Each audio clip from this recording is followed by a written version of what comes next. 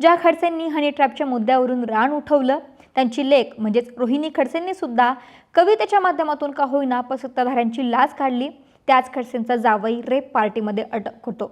रेव पार्टीत कोकेन, गांजा या अंमली पदार्थांचं सेवन केलं जात असल्याची माहिती देखील समोर येते। त्यामुळे जाणून घेऊयात खडसेंना गोत्यात आणणारे आणि रेव पार्टीमध्ये रंगेहात पकडलेले प्रांजल खेवलकर नेमके कोण आहेत। प्रांजल खेवलकर हे एकनाथ खडसे यांचे जावई तर रोहिणी खडसे यांचे दुसरे पती।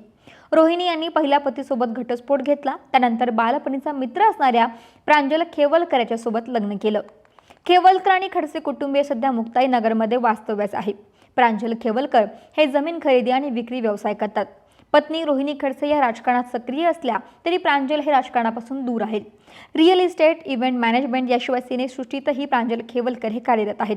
याशिवाय त्यांच्या नावे एक ट्रॅव्हल्स कंपनी असल्याचंही सांगण्यात येते।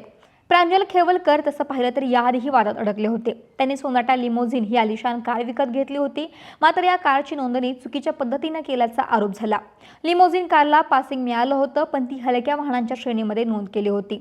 तसंच अँबॅसिडर लिमोझिन कार शिवाय इतर लिमोझिन कार देशात परवाना नसल्याचा दावा सामाजिक कार्यकर्त्या अंजली दमनिया यांनी केला होता। अंजली दमनिया यांनी प्रांजल खेवलकर यांची MH19 AQ 7800 ही सोनाटा लिमोझिन कार अवैध असल्याचा दावा केला होता।